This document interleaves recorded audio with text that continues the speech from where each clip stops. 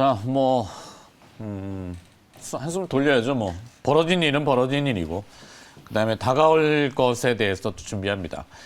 증권주 얘기와 금융주 얘기 좀 들어있고요. 아무래도 금리 이슈랑 또 연관성이 있으니까, 신한금융투자 리서치센터 보험증권 애널리스트 임희연 연구원 나와 있습니다. 어서 오십시오. 안녕하세요. 네.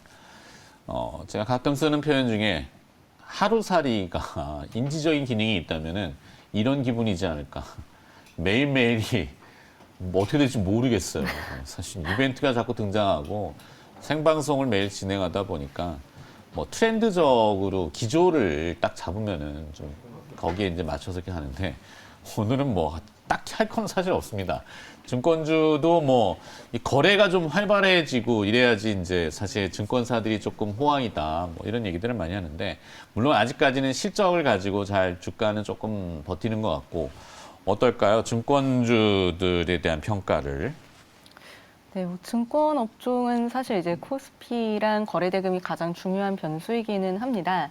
사실 이제 뭐 펀더멘털 자체가 사실상 이제 주식시장하고 굉장히 크게 이제 밀접한 관계를 가지고 있기 때문이라고 보시면 되실 것 같고요.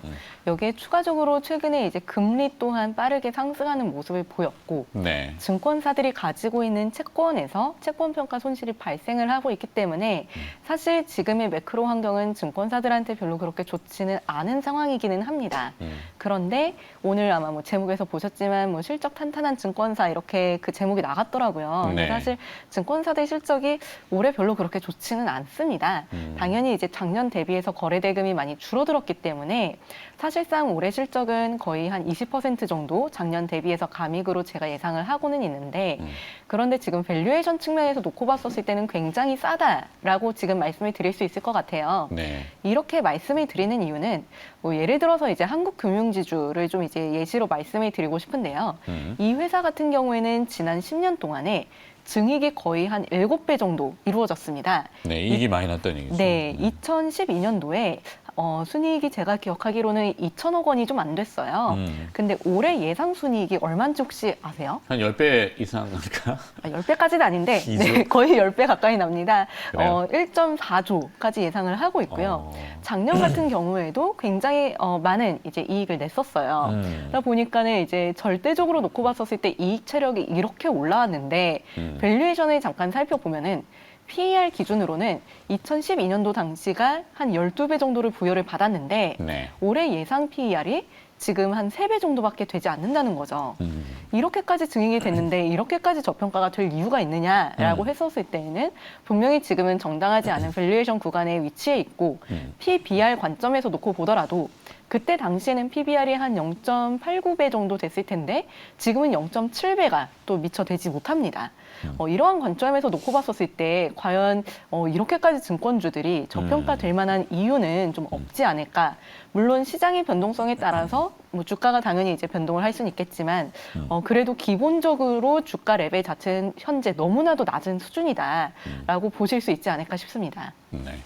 그렇죠. 그게 이제, 죄송합니다. 냉정한 시각으로 볼 수 있는 잣대이긴 한데, 국내 금융사들의 위치가 과거에 아직까지도, 우리 논란이 요즘 보면 MSCI 뭐 선진지수 편입, 그 다음에 또 뭐 MSCI 러시아 편출에 따른 수혜, 뭐 이런 얘기들을 많이 하는데, 한국의 금융시장이 글로벌하게 이 사이즈는 굉장히 큰 편인데도 인정을 제대로 못 받죠. 그러다 네. 보니까 이제 증권사 이익이 저렇게 확 늘어나는 것을 꾸준히 유지하거나 아니면 늘어난 이익을 가지고 잘 활용해서 생산성 있는 금융의 생산성이라는 좀 그런데 그런 게 인식이 참 없어요. 그죠? 그렇죠.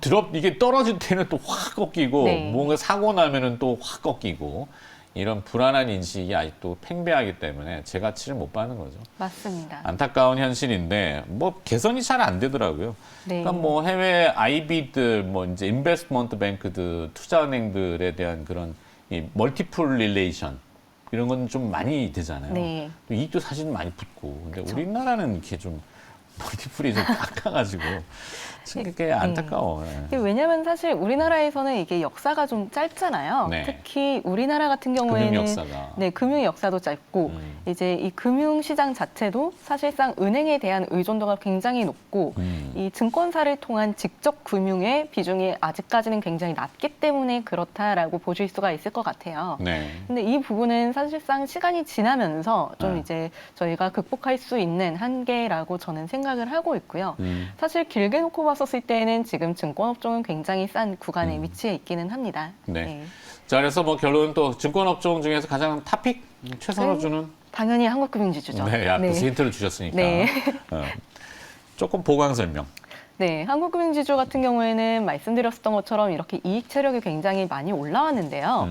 사실 이제 저희가 뭐 단순하게 순이익 규모만 놓고 보지 않고 ROE라고 하는 자기 자본 대비해서 이익을 어느 정도 내는지도 같이 봅니다. 이 숫자 또한 굉장히 이제 빠르게 성장을 했다라고 보시면 되실 것 같은데 한국금융지주가 제가 기억하기로는 2021년도에 ROE가 거의 한 20% 정도 나왔었던 걸로 기억을 합니다. 네. 이거는 뭐 증권사들 뭐 히스토리컬리 놓고 봤었을 때 최대치라고 보셔도 무방하실 것 같고요. 근데 이렇게 이제 시장이 변동성이 커졌을 때 한국금융지주는 다른 증권사들 대비해서도 굉장히 안정적인 이익 체력을 좀 이제 보유하고 있다라고 말씀을 드릴 수 있을 것 같은데 다른 증권사들 같은 경우에는 보통 이제 증권으로 이제 상장이 되어 있고 증권사 실적만 가져가기 때문에 좀 이제 주식시장 변동에 따른 이익의 민감도가 굉장히 높습니다. 그런데 한국금융지주는 잘 아시겠지만 한국투자증권의 모회사이자 이제 기타 다른 이제 계열사들을 굉장히 많이 보유하고 있죠. 네. 뭐 잘 아시는 카카오뱅크도 있고요. 뭐 이제 한국 지분가치 같이. 네, 지분 가치를 들고 있죠. 그리고 또 이제 뭐 그 한국 그 투신 뭐 운용사도 들고 있고요. 그리고 저축은행도 있고요. 최근에는 이제 뭐 캐피탈이라던가 한국투자 파트너스 같은 VC들도 자회사들로 가지고 있기 때문에 네. 상대적으로 주식시장 변동에 따른 이익 변동성은 좀 이제 낮다라는 측면에서 긍정적으로 보고 있습니다. 뭐 리스크 분산과 포트폴리오가 이제 적정하다 뭐 이렇게. 네. 좋아요. 자, 한국금융지주 들어가고 보험주로 넘어가 볼까요? 보험주는 아무래도 금리 이슈하고 또 매칭인데 금리도 막 들쭉날쭉합니다. 네. 지금 또 오늘 시장 금리 또 급락하고 있고 네. 못 살겠습니다. 하루살이 진짜. 그렇죠. 이게 사실 이제 뭐 이번 주에 ECB가 있고 네. 다음 주에 이제 FOMC가 예정이 되어 있는데 그렇죠. 뭐 제가 채권 담당자가 아니기 때문에 좀 이제 깊이 말씀드리기는 어렵지만 이론적으로 그리고 이제 저희 하우스뷰만 살짝 말씀을 드리자면은 네.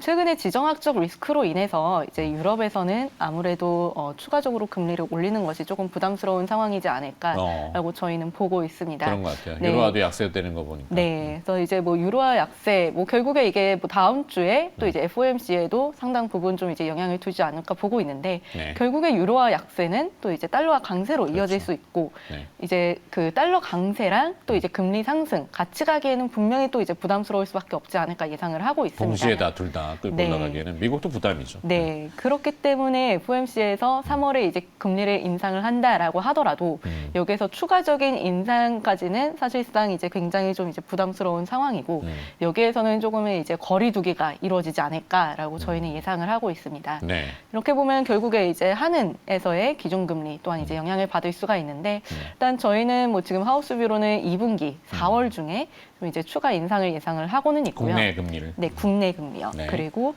저희 하우스뷰는 원래 이제 올해 말까지 1.5%의 기준금리를 예상을 하고 있었고 지금 현재 수준에서는 2% 이상까지 기준금리가 올라가는 것까지는 조금 부담스럽지 않을까. 그렇다면은 주식시장은 한번 다시 이제 그 진 바닥을 찍고 올라올 수 있는 그런 기회가 되지 않을까 정도도 그렇죠. 보고 있습니다. 뭐 다시 뒤로 얘기하면 상저하고 내지는 중반기 넘어가면은 뭐 다시 금리 상단이 보이면은 일단은 그럼 보험주 중에서 생보, 손보 어느 쪽이 좀 더 나을까요?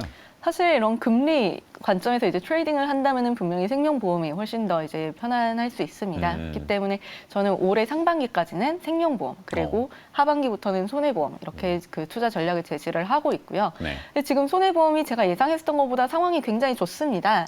오미크론이 계속 이제 확산이 되면서 네. 뭐 하루에 확진자가 뭐 15만 명에서 20만 명씩 나오고 있고 네. 뭐 단순하게 놓고 보면은 일주일 동안 계속 이제 누적된 확진자만 놓고 보면은 100만 명이 되고 이만큼 지금 지금 뭐 가정에서 이제 재택으로 이제 그 돌리고 있기 때문에 네. 자가격리를 하면서 사회 활동량이 현저히 지금 감소를 하고 있습니다. 최근에 혹시 주말에 혹시 좀 드라이브 좀 가셨으면 아마 느끼셨을 텐데 아니 운전하러 안 나가요.